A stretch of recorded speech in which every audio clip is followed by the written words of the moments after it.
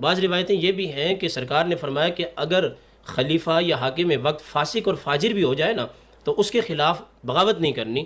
وجہ یہ ہے کہ اس سے پھر زمینیں بھی تباہ ہوں گی، مویشی بھی تباہ ہوں گے، پورا ایک نظام فطرت تباہ ہوگا. امام حسین آپ کہہ رہے ہیں غلط کام کرنے جا رہے ہیں. اگر امام علی مقام مکہ المکرمہ میں یا مسجد نبوی شریف میں بیٹھ کر اعلان کرتے کہ بھائی میرے ساتھ چلو جہاد کے لیے، یزید کے خلاف ہم نے جہاد کرنا ہے، پھر سوال بنتا تھا کہ اصحاب رسول نہیں آئے. وہ 8 ذی الحج اور حج کا عمرے میں بدلنا، اعلان کرنا کہ میں جا رہا ہوں، اس کے باوجود پتہ نہیں تھا کسی کو. غلط نہیں کہہ رہا، ان کے سامنے یہ حدیثیں بھی تھی. امام کے علی سامنے حسین بھی تو تھے. اگر سارے صحابہ کرام امام علی مقام کے ساتھ چلے جاتے، کوفہ میں چلے جاتے ہیں، تو بتائیں یزید پیچھے ہٹ جاتا؟ نہ ہٹتا. مکہ اور مدینہ خالی ہو جاتا، وہ مکہ اور مدینہ کر لیتے. نہ ہٹتا. دیکھیں خلافت اس وقت میں کس کے پاس تھی؟ یزید بن معاویہ کے پاس تھی. خلافت تو نہیں، ملوکیت کہہ لیں. تو ایک ہی چیز ہے نا. امام حسین علیہ السلام صلح حسن کے اندر موجود تھے. یہ اس جگہ کو ہم نے سمجھنا، یہ ٹرننگ پوائنٹ ہے بہت زیادہ. صلح حسن ہوئی ہے معاویہ بن ابی سفیان کے ساتھ، اس میں شرائط ہیں، اس کی خلاف ورزی ہوئی ہے بعد میں، اور اس میں سے ایک یہ ہے کہ یزید بن معاویہ کو حکمران بنا دیا گیا. امام حسین نے معاویہ کو خط لکھ دیا تھا کہ خلاف جہاد واجب ہو چکا ہے. امام حسین اگر وہ اسی طرح برقرار رہتے تو صلح نہیں رہی نا، وہ صلح نہیں رہی، اس کی شرائط ختم کر دی گئی، توڑ دی گئی. اس میں سے پہلی جو شرط تھی وہ ختم ہو گئی. تو اس لیے امام حسین نے قیام تو ویسے بھی کرنا تھا، اس حکومت کے خلاف قیام کرنا تھا.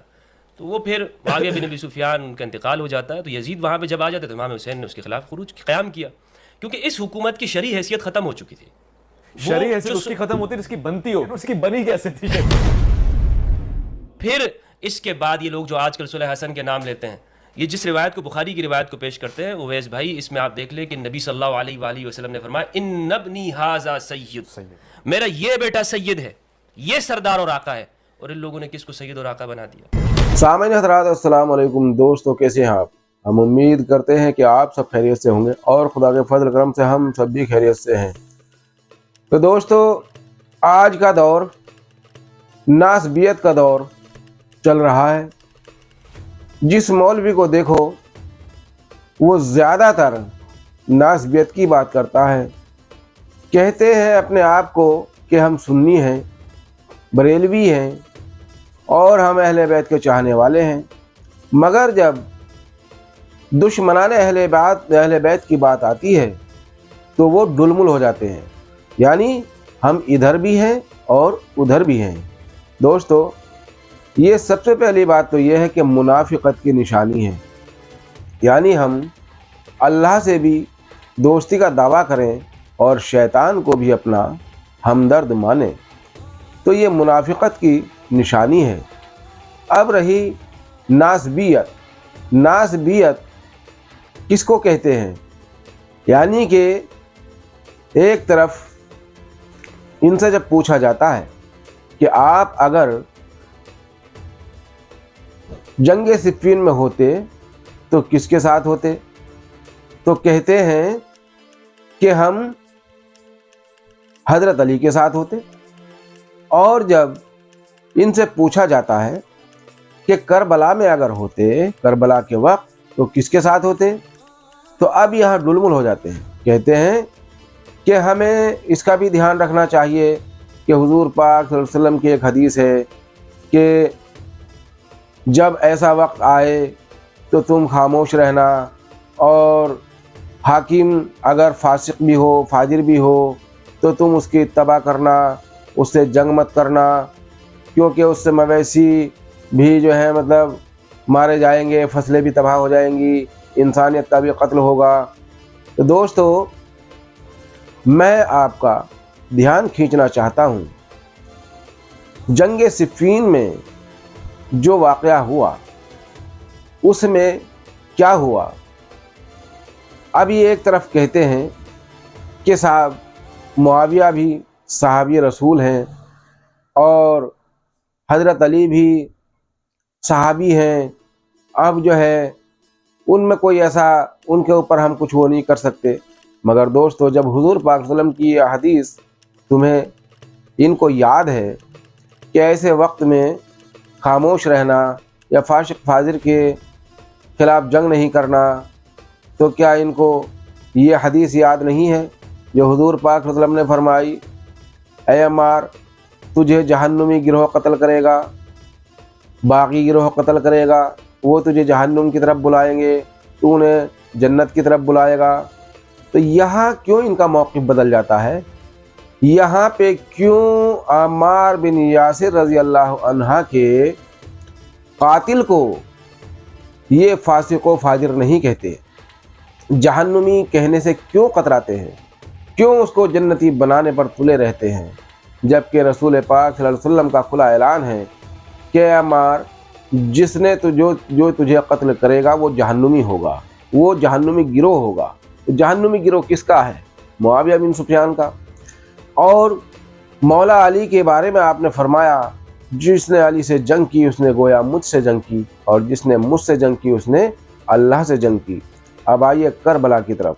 اب یہ کہتے ہیں کہ کربلا میں ہم جو ہے ہمیں یہ حدیث بھی یاد رکھنی چاہیے جو حضور پاک صلی اللہ علیہ وسلم نے کہی، یعنی فاسق و فاجر بھی حاکم ہو تو اس کے خلاف جنگ نہیں کرنا چاہیے۔ دوستو، اور یہ یاد دلاتے ہیں کہ صلح حسن ہوئی، صلح امام حسن ہوئی۔ صلح امام حسن جب ہوئی، صلح جب تلک قرار رہتی ہے، جب تلک کچھ شرائط پر عمل کیا جاتا ہے، جب شرائط سے عمل جو ہے ہٹ جاتے ہیں، یعنی کہ شرائط پر کوئی عمل نہیں رہتا، تو پھر وہ صلح نہیں رہتی ہے۔ شرائط اس میں کیا کیا رکھے گئے تھے یہ مولوی صاحب بھی خوب اچھی طرح جانتے ہیں کہ کیا کیا شرائط امام حسن علیہ السلام نے رکھے تھے۔ اب دیکھیے ان کی ناسبیت کی حد تو یہاں ہو گئی کہ معاویہ بن سفیان کا نام جہاں آتا ہے وہاں یہ رضی اللہ ضرور کہیں گے، کیونکہ ان کے ماموں ناراض نہ ہو جائیں، مگر جہاں امام حسن علیہ السلام کی بات آئے گی ان کا نام لیں گے تو وہاں پر یہ رضی اللہ بھی نہیں لگائیں گے، خالی حسن کہہ کر اور نکل جائیں گے۔ تو اس کا مطلب کیا ہوا؟ ناسبیت یہی تو ہے، یعنی دشمنان اہل بیت کو تو رضی اللہ بھی کہیں گے اور تعظیم و تکریم میں کوئی کمی نہ رکھیں گے، مگر جہاں اہل بیت کی بات آئے گی وہاں ان کو یہ صحابی بھی نہیں سمجھتے، یعنی ان کے آگے رضی اللہ کہنا بھی مناسب نہیں سمجھتے۔ وہاں پہ یہ خالی حضرت حسن حضرت حسین یہ کہہ کر کے نکل جائیں گے۔ تو یہ ہوتی ہے ناسبیت۔ اب انہوں نے جو موقف رکھا ہے کہ صاحب ہم تو ان کے بھی ساتھ ہیں ان کے بھی ساتھ ہیں، دوستو دو ناؤں میں سوار ہونے والا تو ہمیشہ ڈوبتا ہے، دو ناؤں میں سوار ہونے والا کبھی پار نہیں ہوتا۔ ایک طرف ہو جاؤ، یا تو اہل بیت کی حامی بھرو کہ ہم اہل بیت سے محبت کرتے ہیں اور ہم ان پر جان نثار کرتے ہیں اور ان کے دشمنوں پر لعنت کرتے ہیں۔